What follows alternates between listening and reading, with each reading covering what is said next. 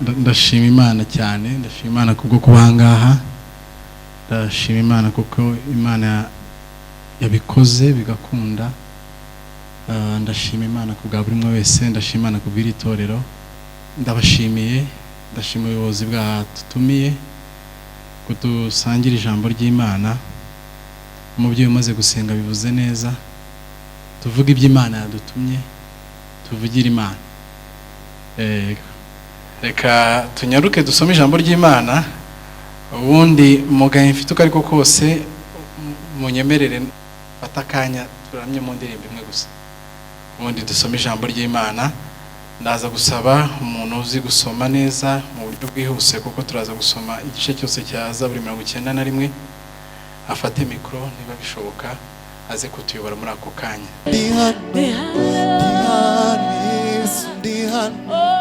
Iri joro data nirisige, amateka yanjye ahinduke.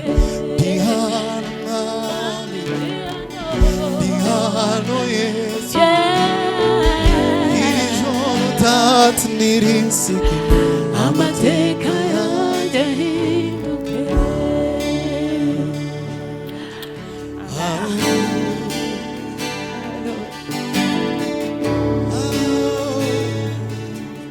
Aho uganje niyo nzibe, mu mahema yawe niho nzatura iteka. Aho uganje niyo nzibera, mu mahema yawe niho nzatura iteka.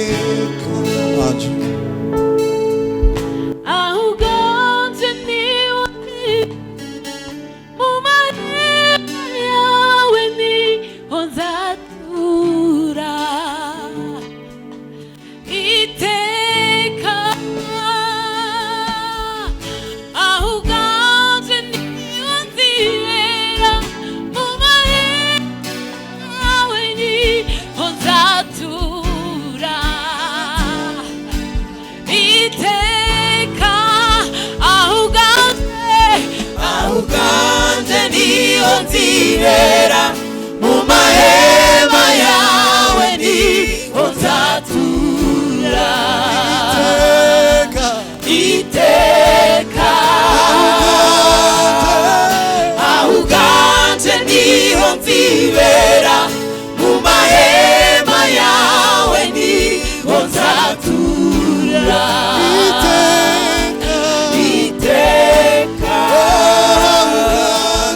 iteka. Uganje niho nzibera, mu mahema yawe niho nzatura iteka.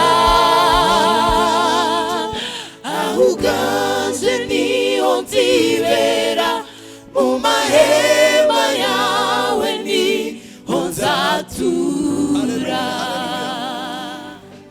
iteka.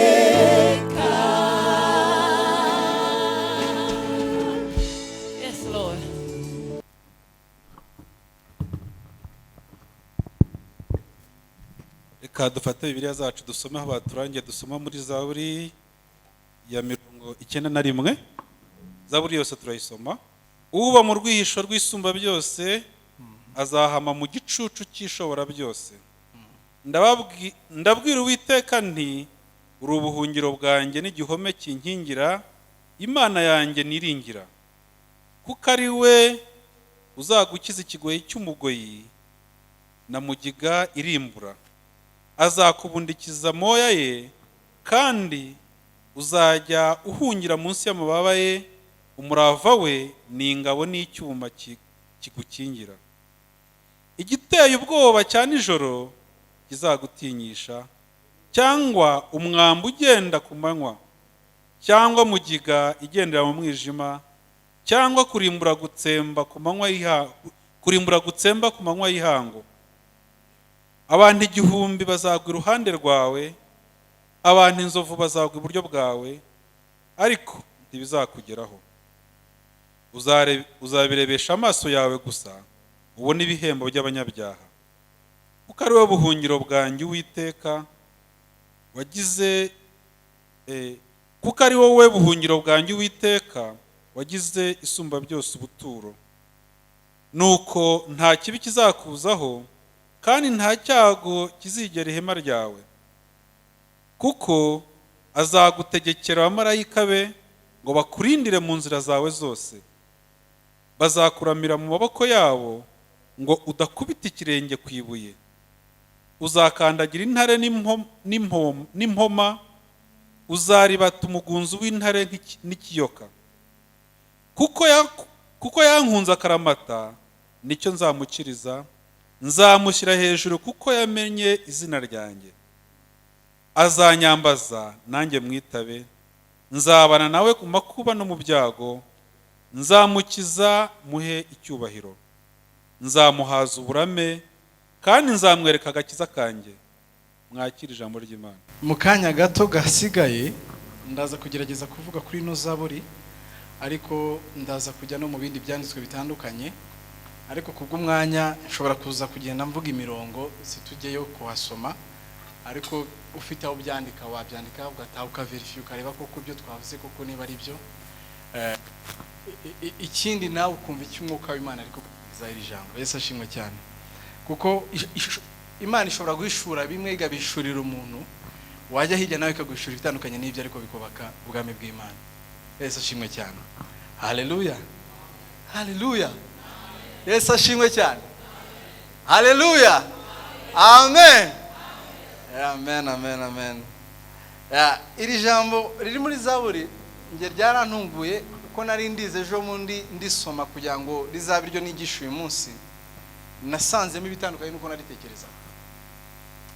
Muri make umurongo wa mbere ngira ngo mufatanyije na benshi muri mwe kuwukunda, kuko uvuga ibintu byinshi bikomeye ngo uba mu rwisho rw'isumba byose azahama mu gicucu cy'ishobora byose. Haleluya. Uba mu rwisho rw'isumba byose, uwo nyine azaba mu gicucu kandi azagihama cy'isumba byose. Yesu ashimwe cyane. Cy'ishobora byose, ari isumba byose, ari ishobora byose, turemezanya twese kari Imana bavuga ahangaha. Haleluya. Noneho hasi batangira kuvuga ibyo arindwi byari byo. Abanzi bazagwa iruhande rwe, indwara mugiga, igiteye ubwoba cya nijoro, inzoka, bavuze ikiyoka, impoma, sinzi muri Bibiliya y'Ikinyarwanda y'ijambo ry'Imana bavuga ayo scorpion, niryo jambo bakoresha. Bagenda bavugamo ibintu bitandukanye cyane, ubyumvishe kumva ko uyu muntu uba muri iki gicucu atahabaye yahitanwe, kuko afite ibintu byinshi bimugenza, sibyo? Ngira ngo twabyumva nk'ahantu ho guhungira, byakomeye tukihisha, dushobora kandi ntiwaba wibeshye, kuko n'Imana ari ubuhungiro bwacu. Tashimwe cyane. Ariko iyi jambo ni Zaburi dushobora kuyumva mu bundi buryo dushingiye ku yawayanditse. Abacukumbuzi muri bya Bibiliya ngo ni scholars bibyanditswe bavuga ko iyi Zaburi yanditswe n'abantu babiri. Bamwe bavuga Mose, bakavuga ko Mose ayikomeje akimara kuvugira Zaburi ya muri 90, ndetse baganasobanura yuko yayivuze muri ya misi ye ya nyuma asoza urugendo aziko Imana igiye kumutwara. Niho yavuze ngo uba mu rwisho rw'isumba byose ngazaba mu gicucu cy'ishobora byose n'ibindi byose. Uwo ni Mose. Yesu ashimwe cyane.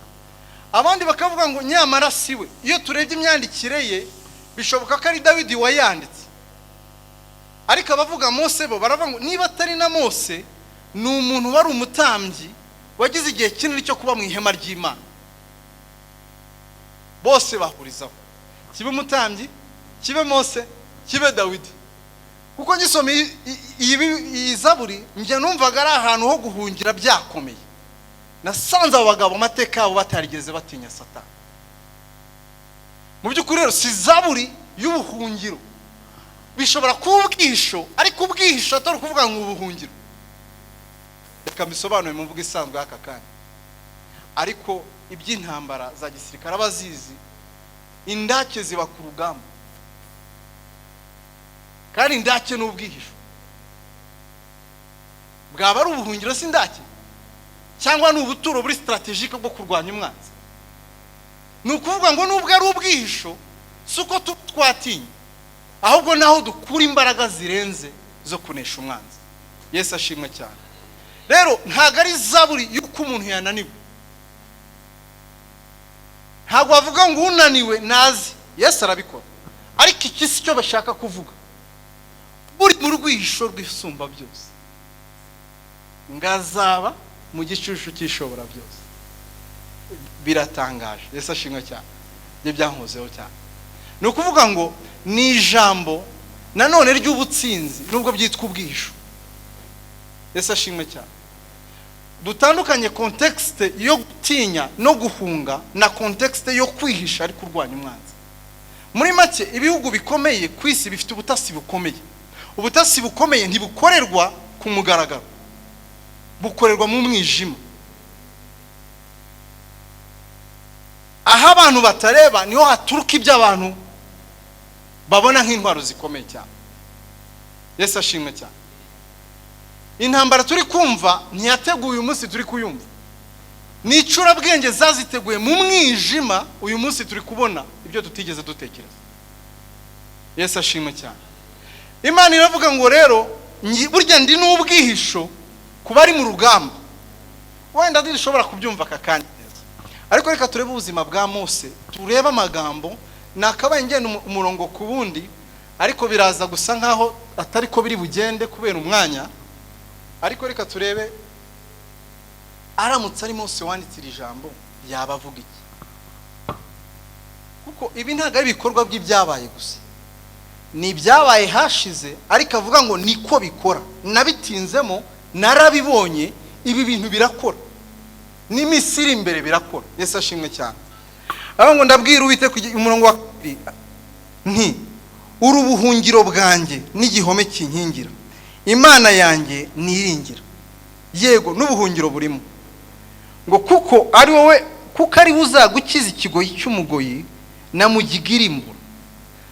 Nandi magambo kugeza hasi akavuga inyamaswa harimo intare, akavuga umugunzu, akavuga inzoka, akavuga impuma cyangwa se scorpio, akajya hirya ku murongo wa 16 niba atari 14 avuga ngo kuko yankunze. Imana iri kuvuga ngo kuko yankunze akamenya izina ryanjye ngo nicyo nzamukiriza. Yesu ashimwe cyane.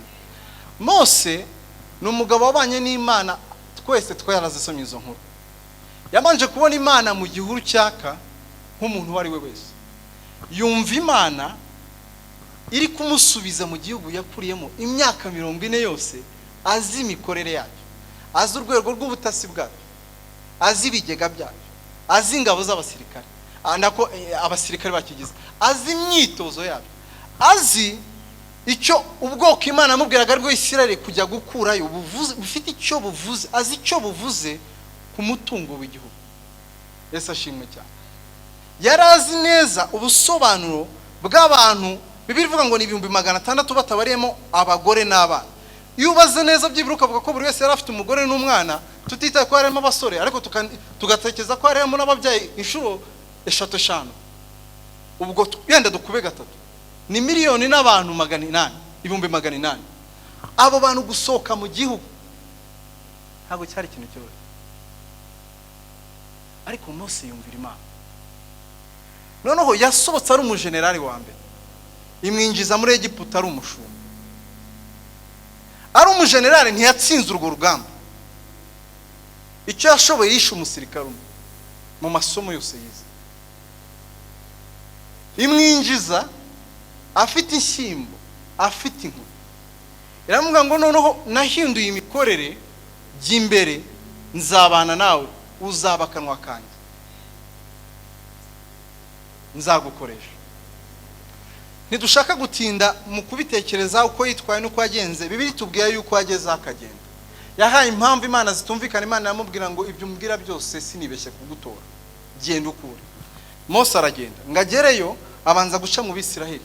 Arabwira ati rero ikinzanye aha ngaha ni Imana yantumye. Iyo Mana yitwa nde? Yitwa Ndiho, Imana y'abasokuruza bacu Aburahamu, Isaka na Yakobo. Yambwiye kuza kubakura aha ngaha.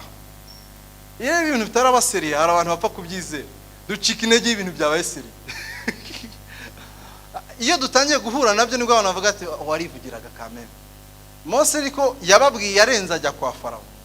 Yinjiye kwa Farawo amubwira ibyo, Farawo arabyumva aratungurwa cyane kandi aranamusuzuga ku rwego rwo hejuru.